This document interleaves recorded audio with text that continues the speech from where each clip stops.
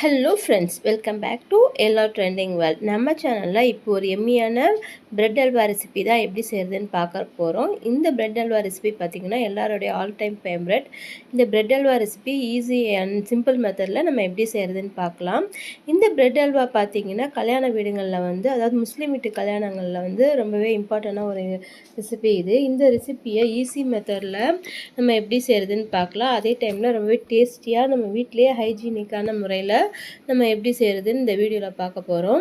So இந்த bread halwa recipe நம்ம எப்படி செய்கிறதுன்னு பார்க்குறதுக்கு முன்னாடி நம்ம ஒரு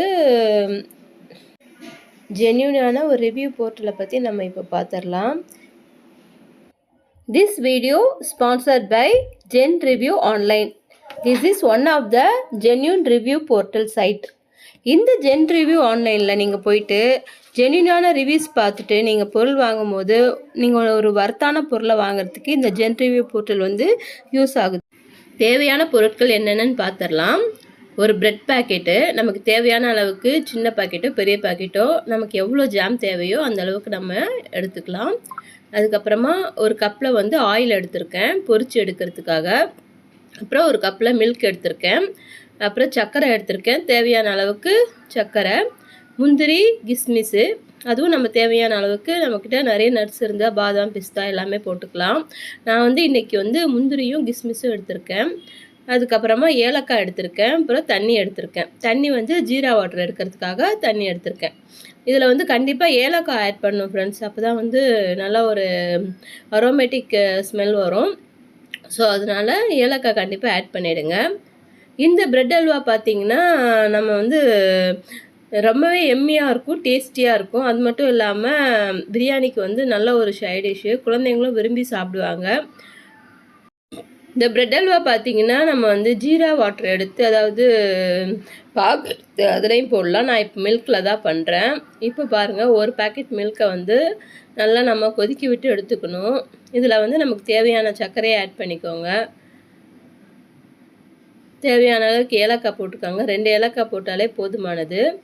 இப்போ சர்க்கரை ஆட் பண்ணிக்கலாம். நான் ஒரு பேக்கெட் பாலுக்கு, அதாவது 1/2 லிட்டர் பாலுக்கு 400 கிராம் சர்க்கரை ஆட் பண்ணியிருக்கேன். ஸோ இது நீங்கள் பாகு காய்ச்சி கூட போடலாம், தண்ணியில் கூட பாகு காய்ச்சி போடலாம். மில்கில் பண்ணும்போது ரொம்ப டேஸ்டியாக இருக்கும். நம்ம எடுத்து வச்சுருக்க பிரெட் துண்டுகளை பார்த்திங்கன்னா இப்போ ஓரங்கள்லாம் கட் பண்ணி எடுத்துக்கலாம். அப்படியே போடக்கூட செய்யலாம். நான் இப்போ ஓரங்களில் கட் பண்ணி எடுத்துக்கிறேன். ஸோ அப்போ கொஞ்சம் உங்களுக்கு அந்த கருகின தன்மை இல்லாமல் இருக்கும்.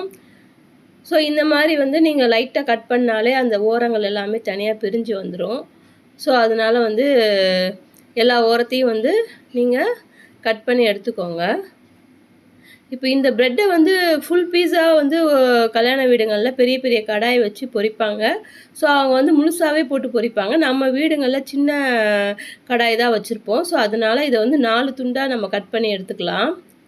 ஸோ அப்போ நம்ம ஃப்ரை பண்ணி எடுக்கிறதுக்கு நமக்கு ஈஸியாக இருக்கும். ஸோ அதனால் இந்த மாதிரி எல்லா பீஸையும் லைனாக நம்ம அடுக்கி வச்சுட்டு கட் பண்ணால் ஈஸியாக கட் பண்ணி எடுத்துடலாம் எல்லாத்தையுமே. இப்போ பாருங்கள், நான் இந்த மாதிரி கட் பண்ணி எடுத்திருக்கேன் ஸ்மால் பீசஸாக. இப்போ ஒரு கடாயில் எண்ணெய் நல்லா ஹீட் ஆகிடுச்சு. இப்போ நான் கட் பண்ணி வச்சுருந்த பிரெட் துண்டுகள் எல்லாத்தையும் பொரித்து எடுத்துக்கிறேன். ரொம்ப கருக விட்டுறாதீங்க. நல்லா ஒரு கோல்டன் ப்ரௌன் வரும்போது நம்ம எடுத்துடலாம். பாருங்கள், இந்த அளவுக்கு வந்தாலே போதும்.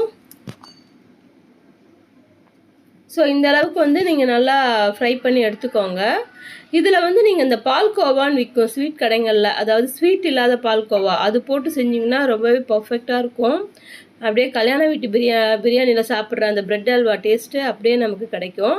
ஸோ இந்த பிரெட் துண்டுகளை நம்ம ஆல்ரெடி காய்ச்சி வச்சுருக்க பாலில் சேர்த்துடலாம்.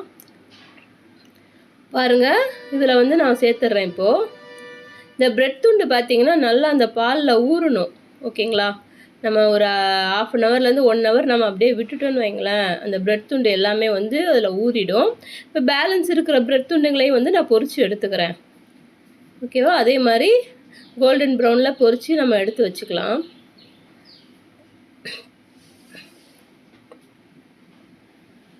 பாருங்கள், நமக்கு ஹல்வா பர்ஃபெக்டாக கிடச்சிடுச்சு.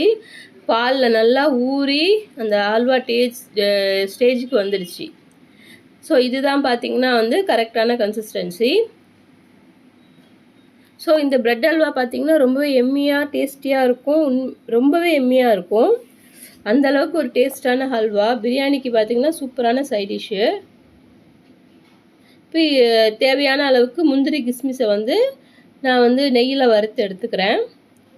இந்த ரெசிபி பார்த்தீங்கன்னா ஃபுல் அண்ட் ஃபுல் நெய்யில் கூட ஃப்ரை பண்ணி எடுத்தோம்னா ரொம்பவே பக்காவாக இருக்கும். நான் ஆயிலில் தான் பொரித்து எடுத்திருக்கேன். கடைசியில் கூட நம்ம வந்து நெய் ஆட் பண்ணிக்கலாம். ஸோ பாருங்கள், முந்திரி கிஸ்மிஸும் வறுத்து நான் அந்த ஆல்ரெடி ஊறி இருந்தது இல்லையா பாலில், ஸோ அந்த ஹல்வாவில் வந்து நான் ஆட் பண்ணியிருக்கேன். இப்போ இதுக்கு மேலே நமக்கு தேவைப்பட்டோம்னா நம்ம நெய் கூட ஆட் பண்ணிக்கலாம். ஸோ ரொம்பவே டேஸ்டியாக இருக்கும். நீங்கள் ட்ரை பண்ணி பார்த்துட்டு கமெண்ட்டில் சொல்லுங்கள்.